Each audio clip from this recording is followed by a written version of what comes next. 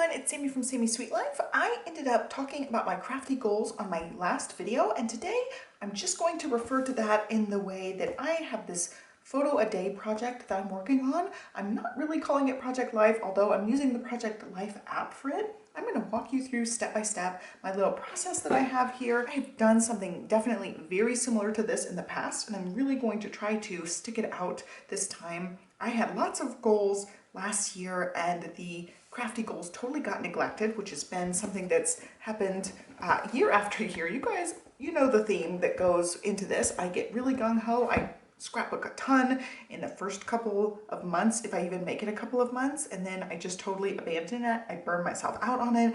And this year I'm really trying to take it slow and gradually move into it. I have not scrapbooked really at all. I am setting up my scrapbook journal. I'm doing my crafty goals. I'm thinking about how I'm going to progress this year. And my one thing I'm doing is my photo a day. It does not take a whole lot of effort. I can squeeze it in sometime during the day. And also I'm really trying to get in here and just think about crafty stuff.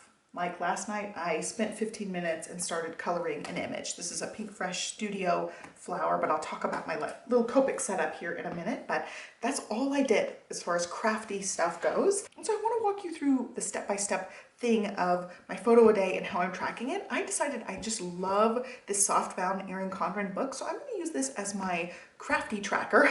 That's all it is. It's going to be tracking my craftiness. And since it is photo a day, I'm not naive enough to think that I'm going to stick with it every day and nothing's going to happen that distracts me any day, like getting sick. I'm a migraine sufferer, so I really have to have a plan B, and the plan B is having this notebook and having a place to track what days are updated and also plan it out ahead of time to make it as seamless and easy as possible of a process. So that took some forward planning on how to make it as seamless as possible. First of all, it's the Project Life app. You guys know how much I love the Project Life app. I'm going to pull it up on the screen, and I will be screen recording for this so that I can throw things up on the screen and you can see it better than what I'm going to see here. But this is my photography section. I've got this little section of things. I've got a few apps that I've talked about over the years. If you search any of these on my channel, you'll probably be able to find something. I back up my photos with Amazon Photos. That's the only real purpose of that one. And I've got my Project Life app here, PicFrame, which is a collage making app. That is my little PM400 printer app that I use so I can print my own photos. I do have a video on my channel talking about that printer. I love it. I've used it for years. It's amazing, and I can print my own photos, which totally changes the game as far as being able to scrapbook whatever I want. And then over here is the Get Sorted app. This is one I started using last year. It is a photo sorting app. I currently have 12,000 photos on my phone, which is ridiculous. They are all backed up on Amazon Photos, so I'm not worried about losing them if my phone gets broken or something, but it's just a massive amount of photos, and it is, it's kid life, toddler life. I've got 20 photos of each time I'm trying to take pictures sometimes, because the kids are not looking at the camera or they're moving too much and I don't get a good clear shot. So that is me flipping through all of those iterations of each photo and then picking the best one or two or however many I want for a scrapbook page and keeping those ones on my phone and getting rid of them. And it's you swipe up and you swipe down, or you have a button to delete or save any of the photos. And they have a cool way that they gamify it. You set your number of photos, how many you want to sort a day. And I usually do the max, which is 100. And you sort through 100, it gives you a little confetti thing up on the screen that you did it. And then you can sort more if you want, or you can be done. And I just find that's a really great way to just pare down the photos as far as if I want to go print photos or use them at some other time, that pares them down. And then this is the Little Moments app. I use this one to add words on my page, which I'll show you what I'm talking about when we walk more into it. And then this is the Collect app. I used this a lot more way back when I first really got into phone editing photos.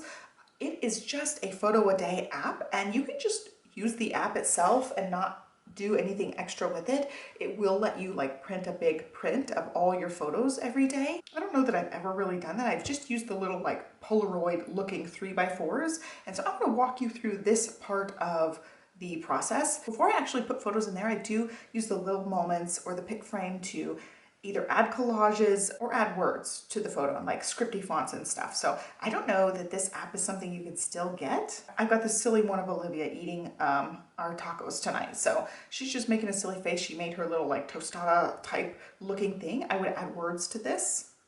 You just add some words like silly taco night or something. But I'm not really using this one right now. I want to do an actual scrapbook page with this. So I just grab whatever font I want for it. I usually tend to use white letters if I can get away with it. Just depends on the background. But like that could be something I would print. Or some sort of scripty font. There's some really cute, oops, it's off the screen now. But there's some really cute like brush lettery type of ones that I have used over the years, and I really like that. I use those a bunch with Project Life, and they're really fun. So that's really all I do with this app. You can change the color, the size, the font. You can add multiple layers of font, so you can make shadows, or you can move them around so they're not all in one line. You can make them more opaque, so you could do a really cool like white word really big on the picture. There's lots of cool things you could do with it, and like I said, I don't know which apps are still available and which ones aren't. I've heard over the years some people have left me videos saying certain apps have been pulled from the App Store, but I'm sure there's other things like this. So that's a really fun one. I tend to use that one a lot to just add like the title of a photo on there or some cute little information on there. And then I do my actual journaling generally in the Project Life app because you can journal directly on the photos in that app. Let's go to the Collect app. As far as my photo a day system, I ended up adding words to both of the 2 photos so far this year, but I will continue to do the same thing. So I've got 2 photos here. They are ending up being square, and I'll show you what they look like. But basically you have 1 photo a day, you add a little journaling, it exports a little Polaroid, and it also will export this. You do have to pay like the $4 or $5 or whatever to unlock the app, but you can export this collage design. Some of these, you know, look cute. View collage. So that's what it would look like. You'd print that, so you can print it as whatever size you want, but that's what it will look like. You can change things, and it really depends on what photos you put in, what this is going to look like over the month. So I would love to have completed ones that I could possibly print out, but I'm actually putting them into the Project Life to make it a little step above that. So that is how you export. But as far as putting the photos in here, it gives you a square photo and then a little bit of writing, and you get your choice of designs for these. And again, like you have to unlock the app by paying the $5 or whatever to choose whatever one of these you want. You know, there's lots of different ones to choose from, and you get to decide which one you like. I really just like this very simple, like typewritery one, so I keep that one. These are the words I put on with that Little Moments.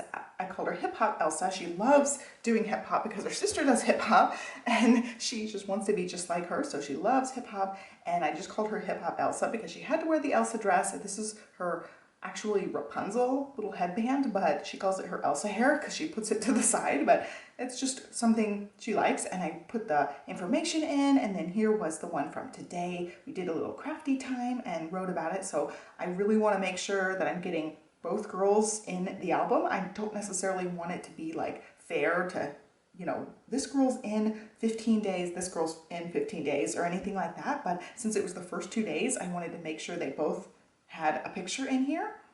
So that's what they look like, and I really love the way it develops over time. I have not used this in years. It is going to be something different. It's something I have to remember, and there are like ways you can set reminders on your phone or whatever to make sure that you remember to go through these, but I really just love this. I think it's a great app, and I love the way that they look as Polaroids. So in order to export them, you have to, you know, unlock the app, like I said, but you can export the individual photos here, and I just picked, you know, whatever day the photo was, and then over here you can choose. You can have them be 3x4s, 4x6s. The portrait ones are up and down, so they look more like a giant Polaroid, and then these landscape ones look like a postcard. So you get options. You can make original cards, photos only, and then down here, that was the card design I chose, and then there's an option to do a bleed or not do a bleed, and I will show you both of those, and then also include the card back. So for display purposes, we will show that because I didn't do that. It ended up printing, if it was the 3x4 one, it printed 2 different pieces, and I found it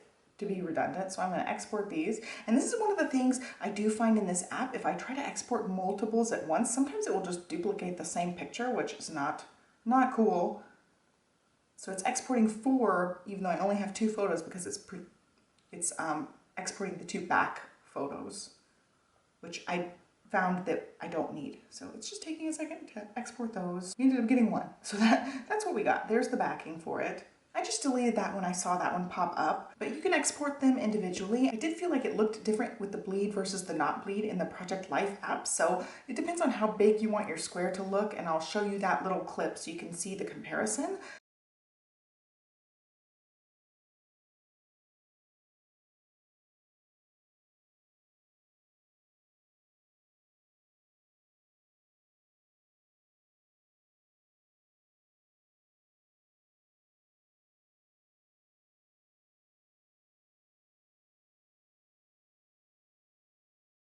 But as far as how I'm setting this up, I just set up my first page here, and there are the 2 images, and I do have them right now as not bleed because it makes the white line around it much thinner, and I wanted the pictures to be as big as possible. I really like the way it looks, so I planned this out. There's my little title page of Hello 2022, and this is the way the first page looks. And now we're going to move to the actual planner portion of this. It's going to be all done the same way, all done from the phone, sticking all of those little Polaroids into the Project Life app.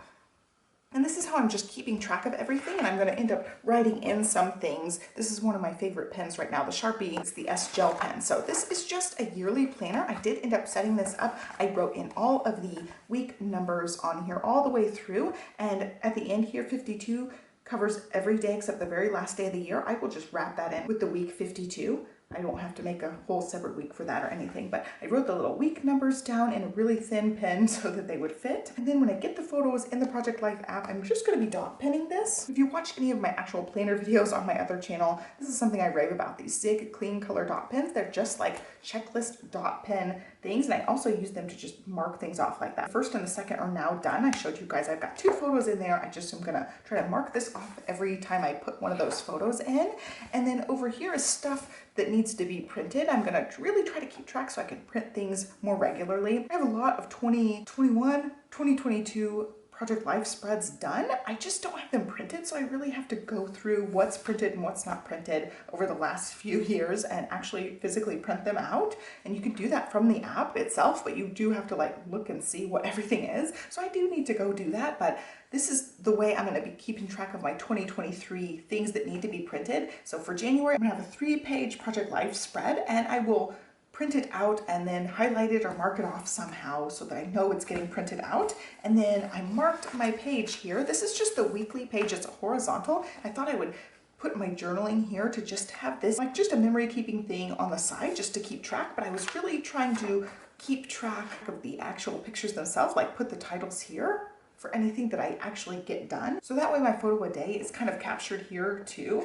And I can look back, but I use this dashboard page to write out crafty goals and to plot out my photo a day for this month. So January happens to have 31 days in it, and I knew I wanted to use this sort of page to where I had a title card on here. So this is just me marking out those 12 by 12. So this one ends up with 11 spots. One of them's taking up with a card, so that makes it 10 photos. And then I looked and I wanted a few bigger photos to sprinkle in throughout the month. So this layout has 9 photos, and that meant I needed 12 more photos. So I put the other 12 photo page there. So most of these are going to be this collect app 3x4s, and then I've got room for 3 bigger photos in there, and I may change it to where all of them end up being like the smaller photos and having to adjust it here and there, like adding title cards here and there, whatever, or do more journaling on the bigger ones. But I thought to map it out, I'd give myself some room for bigger 4x6 pictures as well. They won't be done in the Collect app with the journaling and the look of the same ones. I'll put actual full photos on those if I happen to do it that way, but I wanted to map it out to where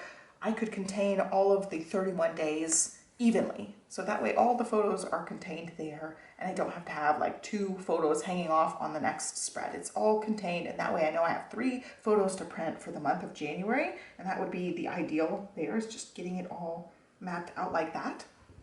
And so my goals for the month here, I've got 15-minute crafty sessions, 1 scrap layout per week, and then keep photos sorted and 2 crafty videos. So this is going to be my second crafty video this month. Hopefully I can squeeze in some more videos than that, but that's my like bare minimum. And like I said, I'm really trying to simplify, do the bare minimum instead of like having these really lofty goals and then burning myself out really quickly. So I'm taking it really easy, taking it baby steps to make sure I'm sticking with it. And this is super simple. It takes me like 5 minutes to do all the little steps I showed you guys. And of course, like me talking to the camera, it's gonna take longer. And then here's my plan. 1 photo a day, add journaling with the little moments or the Collect app, add to my Project Life app, and write or check off on monthly or yearly. And right now I'm checking it off on the yearly because I like the way it's just 1 dot pen, and I'm just writing it on the monthly spread to just fill it out. And I did end up using some cute little stickers and also stamps. I ran out of some of those stickers, so I stamped some of those numbers on there. But I marked all the weeks out so that I know what is what.